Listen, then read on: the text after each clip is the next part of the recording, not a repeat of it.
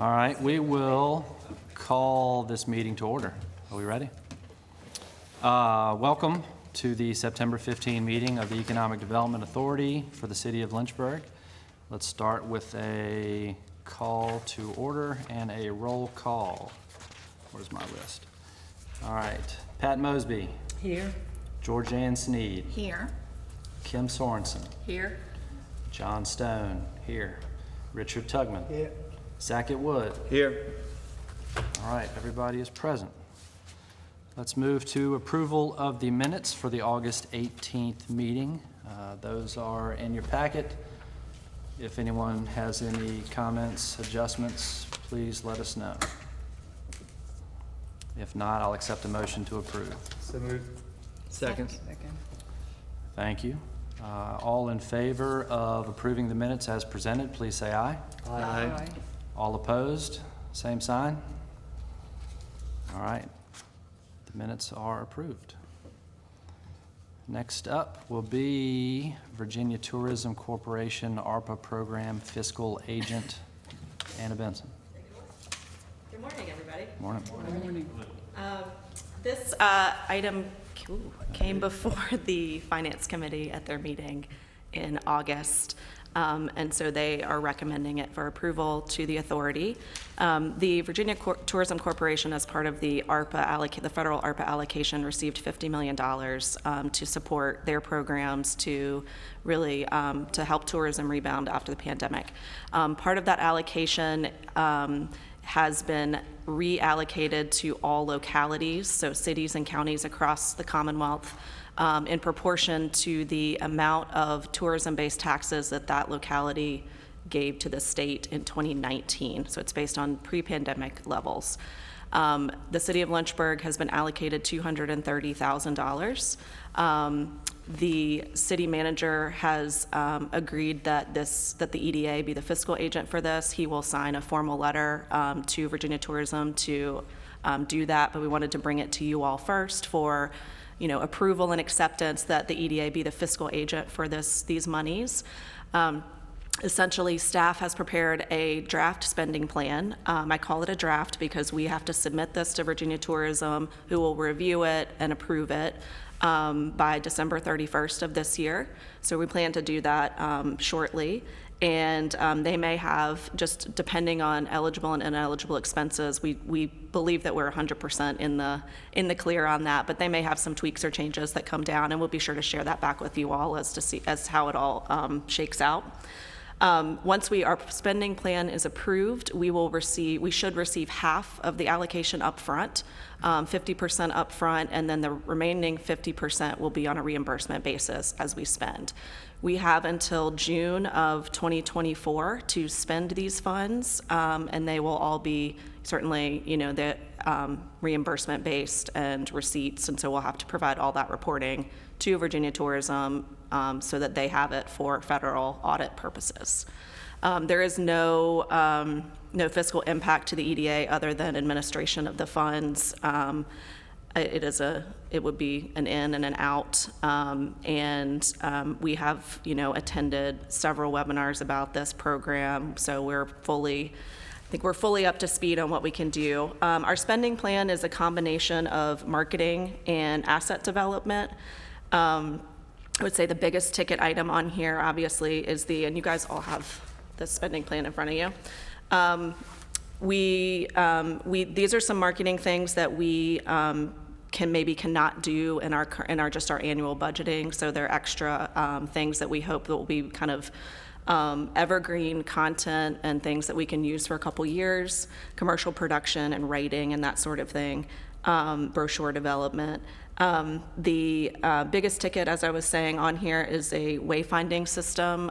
Currently, downtown and through the city, we have sort of what was always intended to be not a semi-permanent wayfinding system, something temporary, which is just metal signs in the sign shop that we put up with two-way traffic, and we put up with downtown, streetscaping.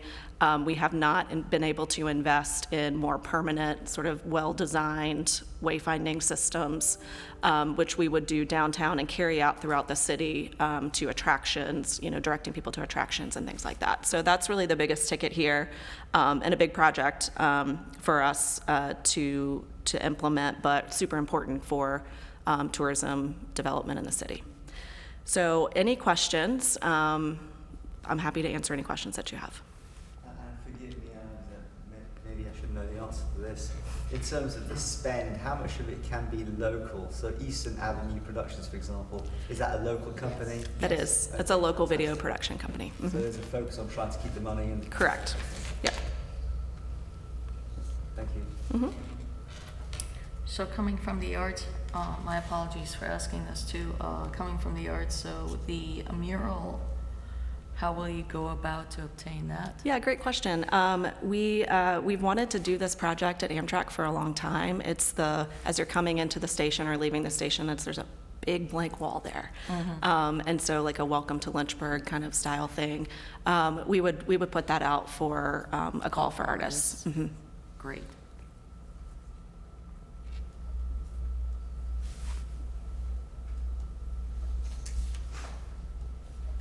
Anna? Yes, ma'am. On the African American history brochure and digital, so that's going to be like not a kiosk, but Yeah, so it's we've actually started working on this project, and we have a committee formed that has helped us do this. We've collated all the African American history sites around the city, and that group has ranked them in order of sort of visitation importance, or what they think are the most important things. So we're putting together, we have the last African American history brochure for tourism was produced probably 20 years ago. It's very old. And so we're giving it that refresh and rebrand, and it will really be focused on African American history sites around the city that people can go to and visit. And it'll have a digital component. So it'll be a print piece with a web page that has a lot more information, and then also digital promotion of the content as well. okay, thank you. Yes. I just want to make a comment on the wayfinding. When I first looked at the spending plan, obviously that's a big chunk of money. But when you think about, the first impressions that people see when they come to town, having some consistent, high-quality signs is really going to be a big deal. Yeah. Thanks. Any other questions? Yeah, Yes, ma'am. All these things, when we bring them up, they are then assigned to us. Right. Because wayfinding signage doesn't sound like much in terms of staff time, but it's unbelievably, it's a ton of work, and it's internal, trying to ride roughshod over the sign shop inside the city, and then trying to figure all that out and everything. So that's like a whole, we put all the things at the end of our name. The wayfinding signage has definitely taken a tremendous amount of Anna's time. And like I said, we brought it up. You'd think that would be, like you said, John, the first impressions of the city, and that being cohesive and, really look good and all that kind of stuff. And it was like, oh, okay, you're concerned about that? Good. It can go to economic development. There you go. Just seems Story like of our the life. right thing to do. Sorry, I didn't mean to interrupt you, John. Any other comments or questions? All right. Do we need to make any sort of motion to approve this? Yeah, Draft spending to approve that the EDA will serve as the fiscal agent for this program. All right. Will someone please make a motion as such? May I have a second? Second. Great. All in favor of the authority serving as the fiscal agent for the Tourism Recovery Program, please say aye. Aye. All opposed, like sign? All right. Thank you. Next up will be Go Virginia and the Virginia Business Ready Sites Program. So these are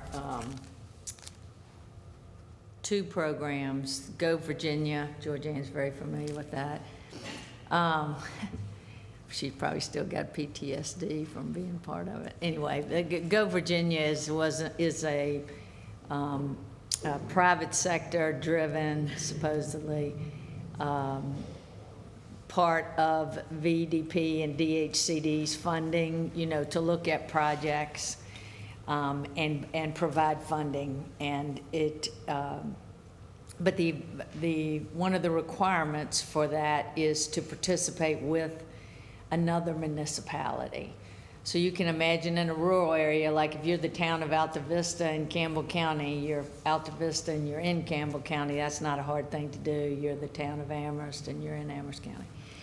But for us, a little bit more difficult. So where we are going to focus in on that is, and I just want you all as ambassadors for economic development and tourism for the city, the airport. The airport has a site out there right outside the fence, and the airport itself and all of this property actually is physically located in Campbell County.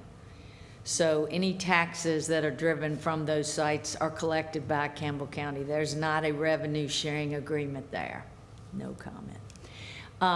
And the city owns a large parcel right outside the fence. However, it's located in Campbell County. It is a vacant piece of property. It's been there for a very long time. It was probably all bought when the airport and all of that was going into effect. Campbell County has been talking to the city for years about, partnering together on that site, but it's very costly. All sites, as you will learn over time, are very costly to get them pad ready or shovel ready. Plus, there's the fact that from the airport's perspective and the FAA's perspective, they spend millions of dollars, give millions of dollars of grants to the airport every year. They really don't like to release property that is right outside the fence. All airports struggle with, where they are and how much property they have if they need to do anything, and therefore they really want the airport to be in control of any property that's right outside the fence. At one point in time, when we looked at this, we did a plan on this. I worked with Mike and paid for part of it, probably back in, 2012, something like that, to look at what kind of pad sites we might be able to get there. We also have a firing range out there for the police and a fire tower, where they do drills out there. And all of those were things that nobody wanted to touch. And so there were a lot of competing reasons. Plus, there was a $10 million, at that time, road that would need to be put in there to access it. So over the course of the past year, they never have any name. They're called like Project Secret Squirrel, came down and needed a huge pad site.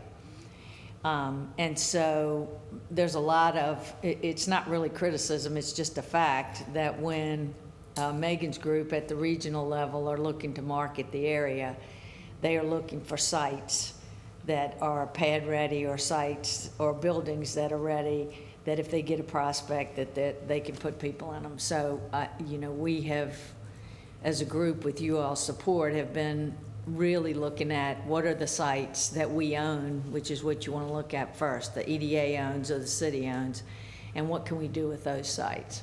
So I've worked with Andrew at the airport and Nina, who is the economic development manager for Campbell County, at this site. And when we had that request, Carolyn Howard, who you've met before, that was with Draper Aiden, has done all of our master plans. So she immediately jumped into action and did a master plan for the airport. Now the FAA and Andrew has a lot of regulations that he has a big master plan, and they have worked together with both engineering firms to make sure that Andrew's master plan, which is filed with the FAA, is on target with the one that we've done. And Carolyn's plan shows a lot less, it's not still very expensive, but a lot less cost to access that property. And we have now seen that the majority of the property that's usable belongs to the city. So in order to get attention paid to it, in order to start the ball rolling, Carolyn has done an awful lot of groundwork, done the master plan, and that site is now listed on VEDP's website for people to look at as prospects out there. Megan and Jamie both have spec sheets on that airport site. So we are going to Go Virginia. We've already called and had conversations with them to submit a grant in October. So, and more than likely, I don't know what Go Virginia requires, but we would probably, if we needed to, just from a timing perspective, probably if the grant had to come through somewhere, we'd ask that it come through the EDA in lieu of council, just because of the time constraints. When council has to do something, when the check gets here, it has to be appropriated and all of that. When the EDA have is just much smoother. That's one of the reasons EDAs are here, is just much easier to navigate with these grants that way. But we're still in the process of drafting this grant.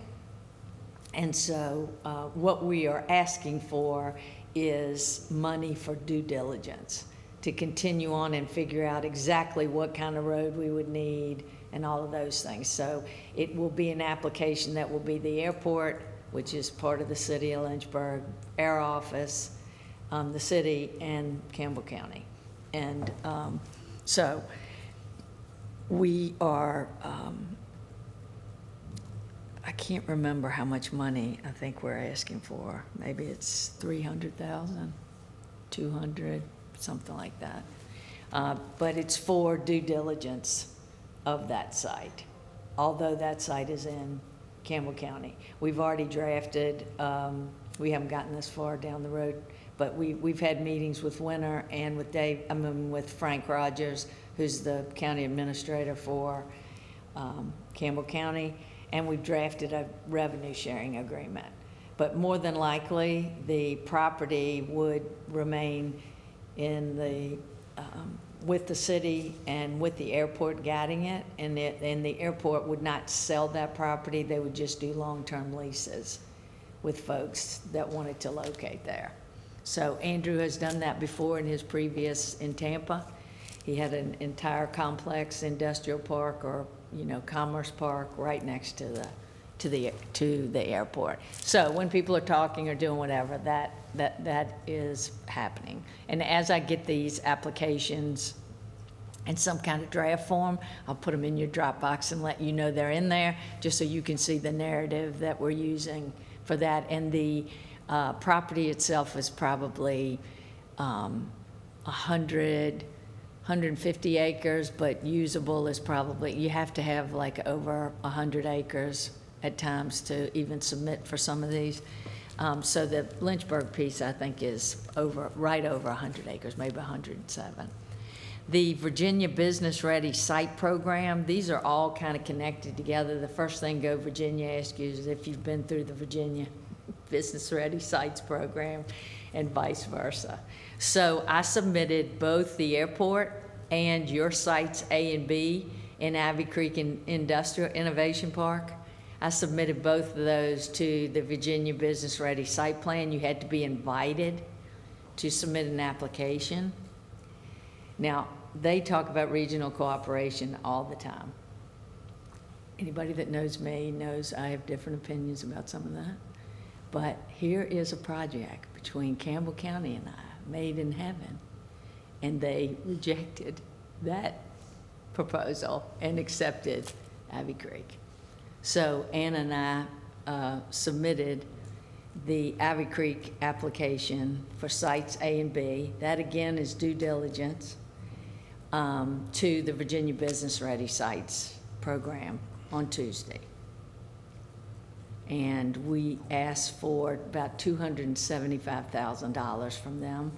Because we are a doubly distressed, that's another reason why we're applying for the Go Virginia grant, because Campbell County, believe it or not, is not doubly distressed. That makes me very angry, but anyway. It's a 3-to-1 match, and we've already spent the money on the master plan, and that gets to count. Just like the master plan that we did for the airport gets to count towards the match. that we have for Go Virginia. So we submitted that, and that would be, again, for due diligence. And on sites A and B, those were identified by Carolyn. We previously had a master plan done for your Wigington Road, Ivy Creek property in 2009, and those were not identified. So these two sites were identified. They're very expensive to, all the sites are very expensive to get to pad ready. My goal with these sites is to get access to them, meaning a road and utilities. And then when I get an interested prospect, I've got something for Megan and Jamie to put out there, and I've got stuff for us to use to market the sites. If I get a prospect in there, then working out what the grading and all that would be negotiable and would be between the EDA and the city to provide, you know, incentive depending on who the prospect was. But the road and utilities and things like that, those are all things where I have grant opportunities to go in there and help shoulder some of the cost. So there's an industrial access grant, which was used to build Lynchburg Lane where Boxley is located. We used that grant program to build that road in there. So taking it in steps and moving it forward, this is momentum. We're fortunate enough to get this. This is all things that, you know, I think helps us with council. Sites A and B are still in CIP. They were in CIP for 2023, and they were removed to give the tax rebate back. So they're still in there. As I've told you all, there hasn't been a, you know, CIP-related economic development project in there for 17 years. It's groundbreaking, right? So we want to keep that moving, and we want to use whatever we can to bolster that along. So I'm happy to answer any questions for that, and I'll put the, we'll put the application that we submitted and all 17 attachments in your Dropbox for you to look at. Just so I understand, the Virginia Business Ready program rejected the Campbell Yes. County site? We were invited to participate, but they didn't Round two. they didn't ask for the Campbell County one to be put in there. And they didn't give us a reason why Okay. they did that. We had heard, though, that they are really, I mean, all these things are political. They're getting a lot of pressure to get really big sites, and we don't have any, you know, like mega sites, over 100 acres, you know, really, really big sites. So I was incredibly grateful. I believe they'll throw me a bone because I'm like a wood bore. That they let us submit for sites A and B. And I think part of that is that Carolyn is always advocating for us as well. Just, you know, because she recognizes how hard it's been and how expensive and all of the things. Like for Lynchburg, for all these years, you know, we are working with the existing businesses we have and trying to help them expand and relocate. We don't own a tremendous amount of property, and that has been by design because we don't like to take it off the tax rolls unless we have a prospect. And for all of the, you know, reasons, VEDP, regional corporate, all of those things, most of the prospects that I have come from my existing businesses asking me to have a place to expand. And to spend a lot of money to develop a site when you don't have a prospect yet is a really hard thing for an authority to do, and especially an authority that shoulders the entire burden of all incentives. I mean, you know, unless they are huge incentive, such as the Virginian or, you know, something like that. So all of this I think is going to be really great to build the relationship between the EDA and city council, and for them to really understand the work that you all do behind the scenes. And a lot of that you have to do behind the scenes, and you have to do confidentially, or the business community has no trust in us whatsoever. So that business decisions are not played out in the court of public opinion, if it can be helped. They're discussed and done with solid information and performance agreements and all of those things. So that's a really long-winded, but that's very exciting, because a lift like that for our staff, right?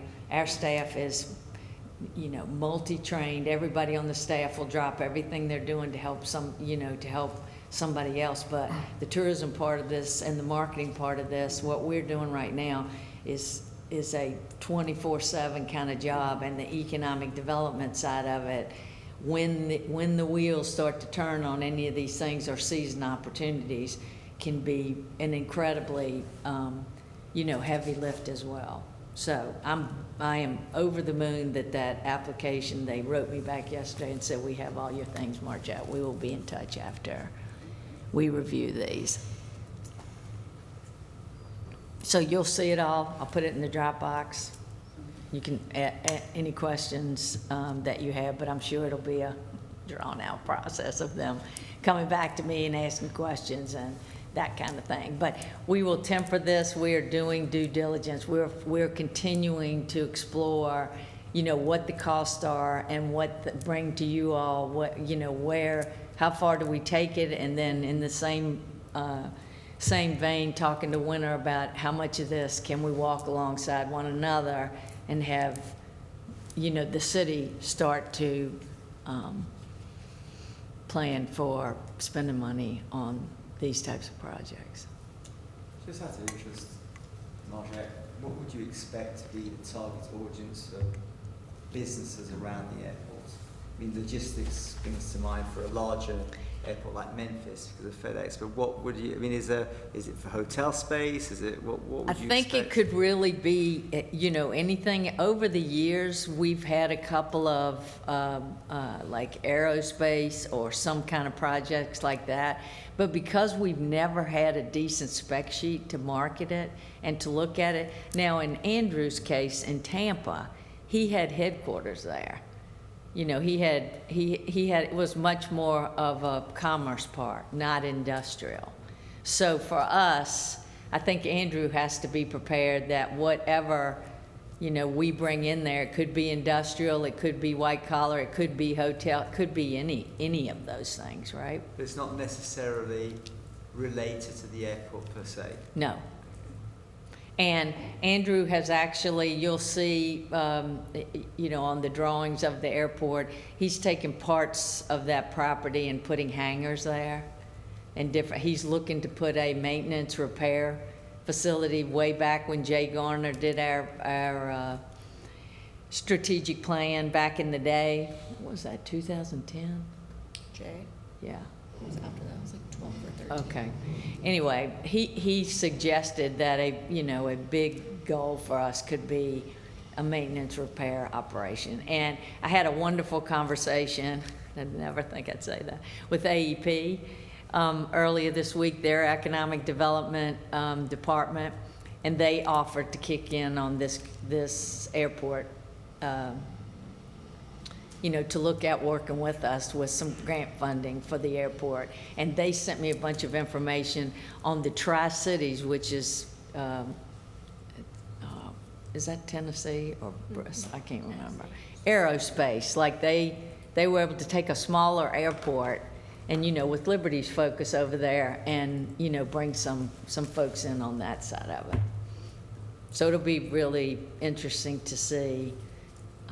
Because I do think it's really important nowadays to not just throw it up against the wall and see what sticks, because that's really kind of economic development 101. You just stand there with a catcher's mitt and they throw you, and then you try to be what they're looking for. That we look at what we want to have because we have so limited space, and then kind of RFP that type of thing, or see if we can't put a full court press on those types of trade shows or those types of, VDP has trade missions, that type of thing.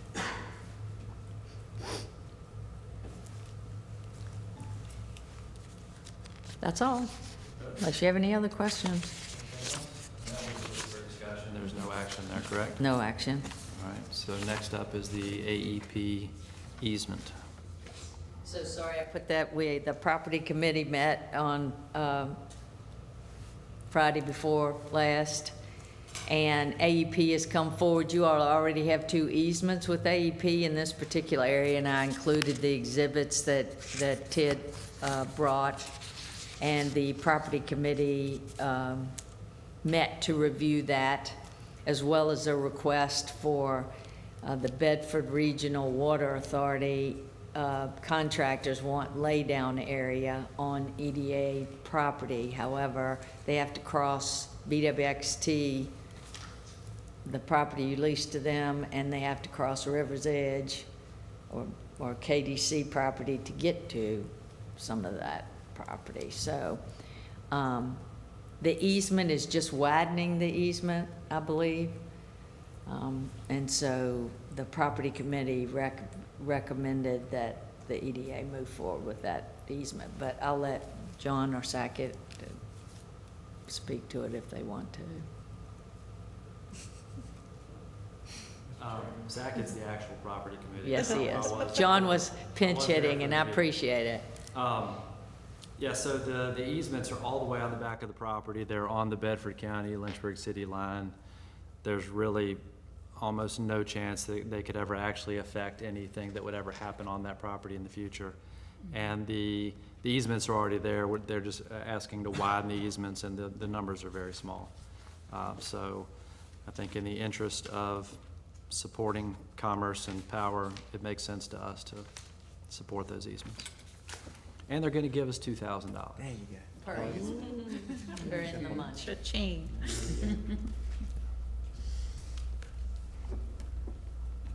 So I guess you've got a recommendation from property committee to grant the easements. Does anybody have any questions on any of that? So we go straight to a vote then. All in favor of the granting of the 2 additional easements, please say aye. Aye. All opposed, same sign. We will grant the easements.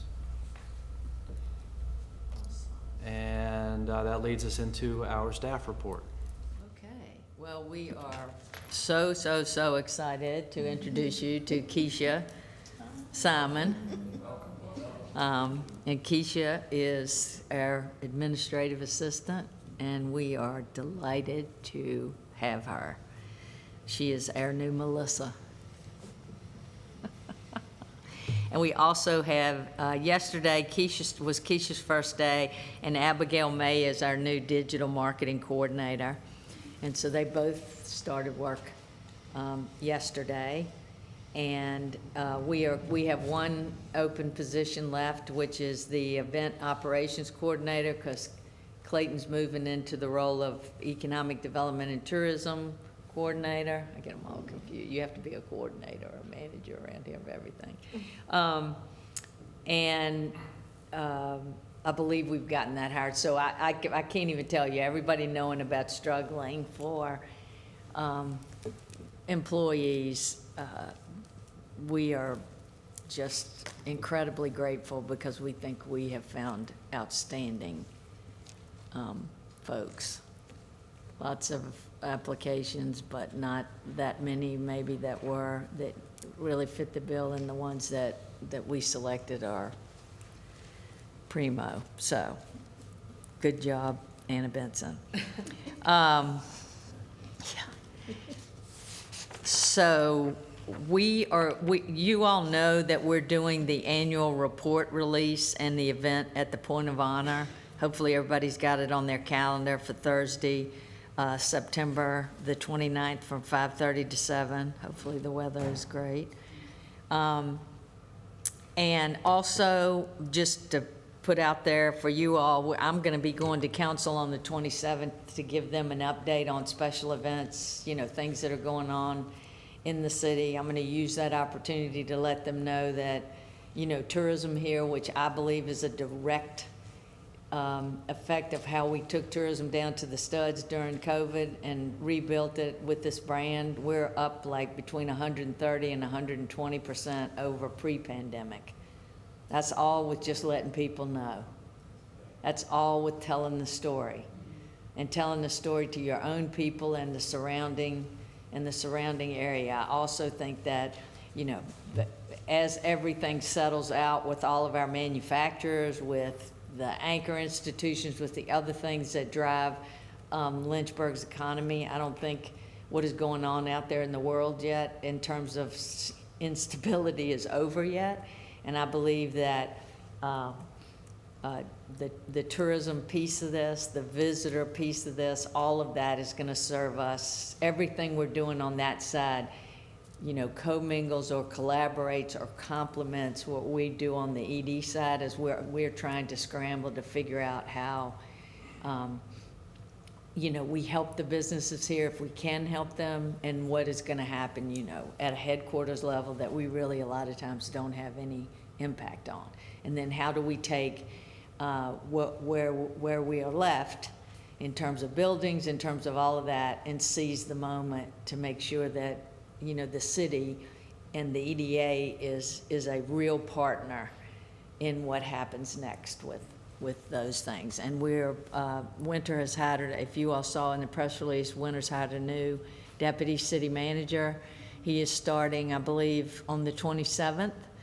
And so we are going in a direction where we are more involved than we have ever, well, I've been before, on the economic development side, on the community development side, on the, you know, the public works side. So we are all digging deeper and running even faster. Yes.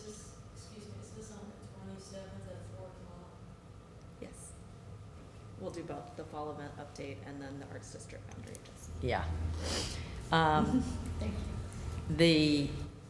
There's also a Day at the Point. So the museum is under and is the visitor center for us. So they do a lovely Day at the Point. That's going to be on October 1st. And it's from 9 to 2. And right after that, you roll into Get Downtown, which is coming back after a 2-year hiatus, 3-year hiatus, and, you know, new and improved. So lots of things happening. And of course, Clayton back here helps behind the scenes navigate, keeps all those trains running, all the city services, you know, the 10-miler, my favorite day of the year. When we're on our best, yeah, better not say that. The 10-miler, and thank you so much, Sackett, to Moore and Giles for that. That is just an incredible event and legacy to the city. And there's so much that can be built off of that, as you well know. And so we are really excited for that day, and you make it really, really special. So we're working, this is all very exciting news. We're working with the cross-departmental team on the venue development in Riverfront Park. More to come on that, really exciting. We hosted the economic outlook presentation that you all got from Stephen. We're gonna package that up and send it out to everybody, but we did that we recorded it, because we talked about the last time we wish we recorded it the day that we did it. And but we did record this one. So we will have that. We will send that out to everybody.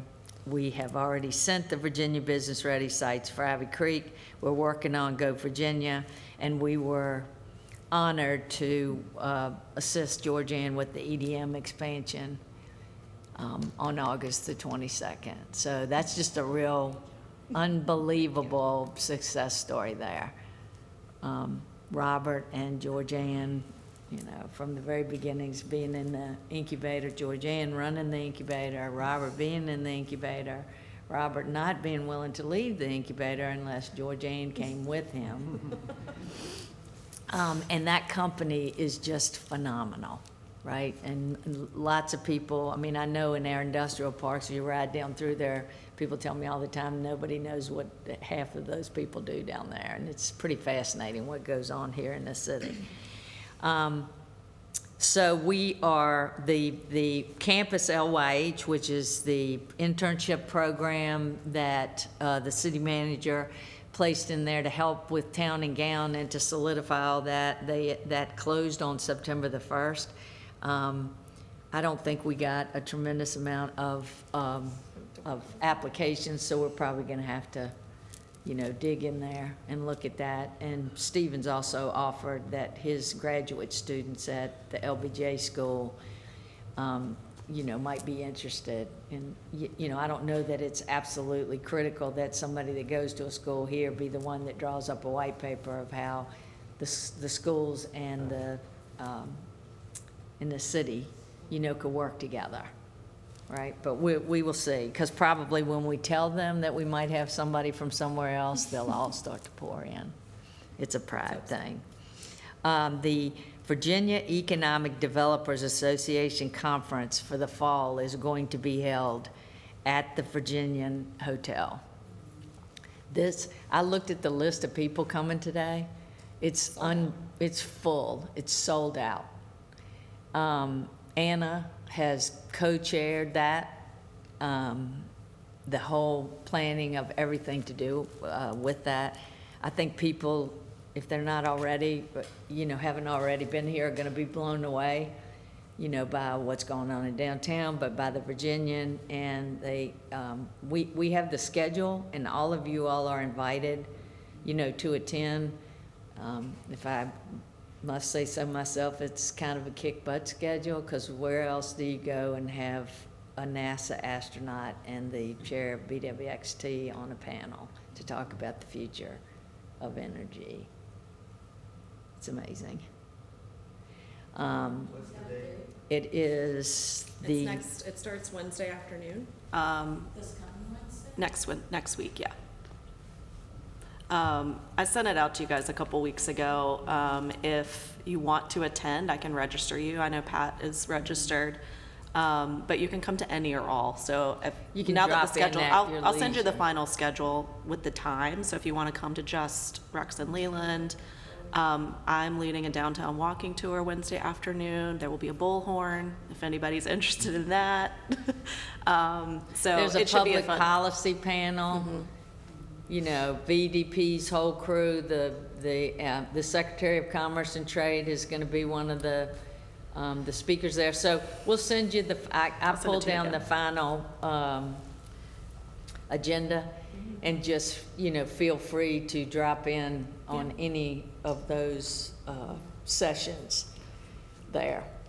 So, and you're VIP. If you let me know you want to come, you can just come. So just let me know.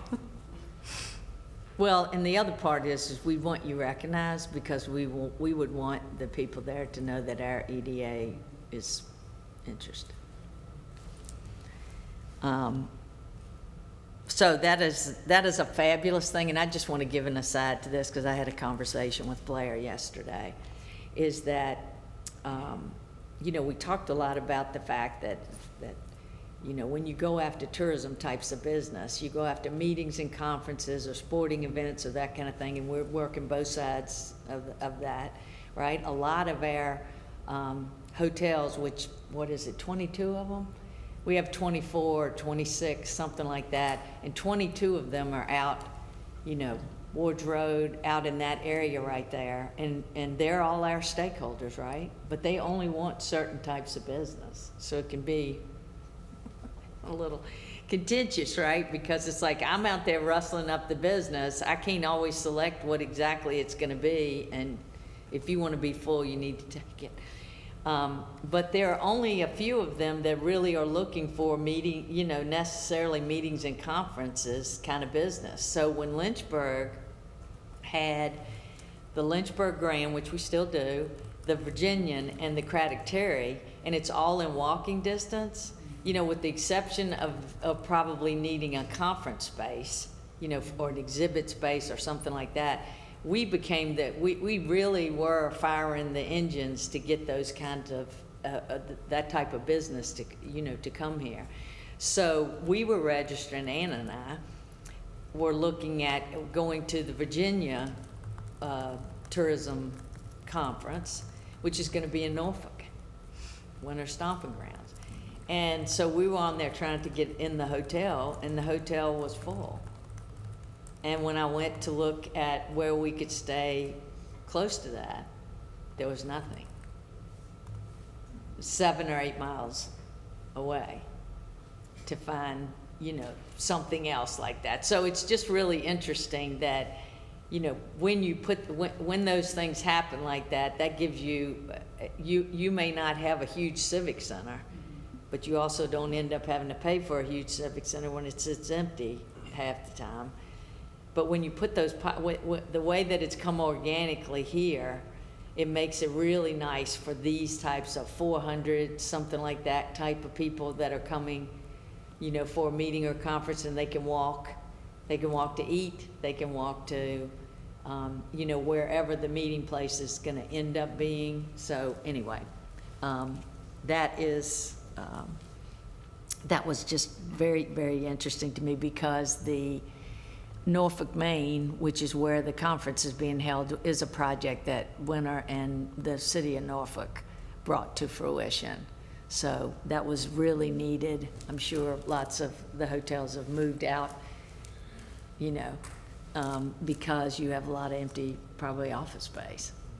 And when you go to lots of large cities, I've been blown away by how, you know, a lot of, during the weekday, I just went to Portland last week, and during the week, it was just unbelievable how few people there were out on the street in the downtown area there, in the office buildings and all that. You could just look out the window and go, oh my gosh, what's happening? Same thing with Detroit. Okay.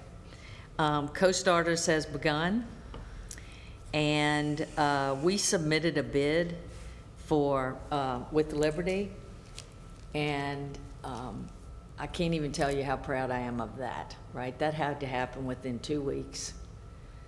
This is something that Liberty hadn't really done before, and our group hadn't necessarily done before.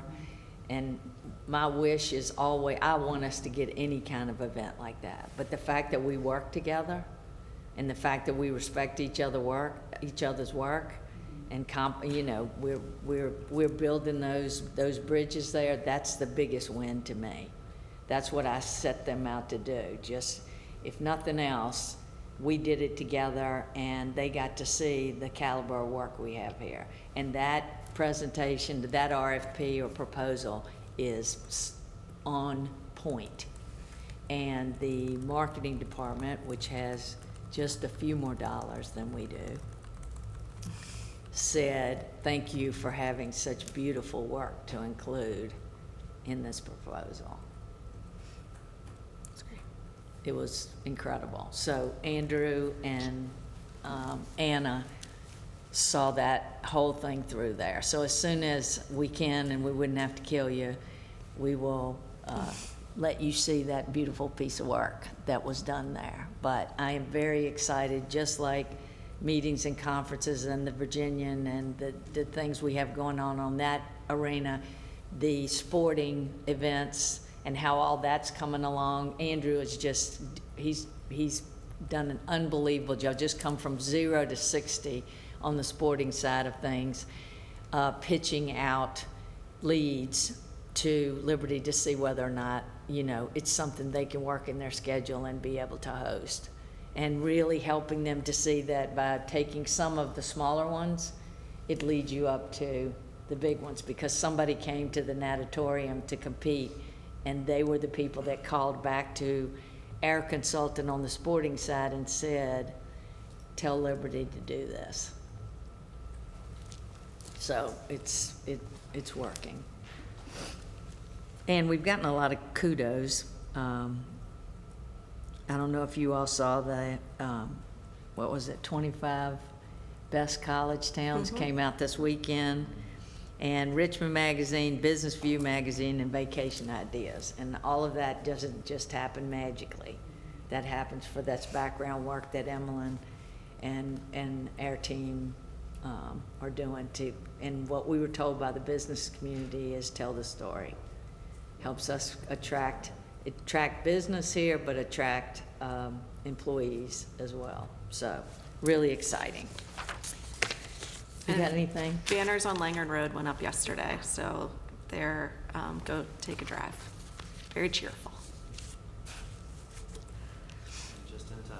Just Yep. in time, right? Just in time. How about that? Thank you, Clayton Cooper.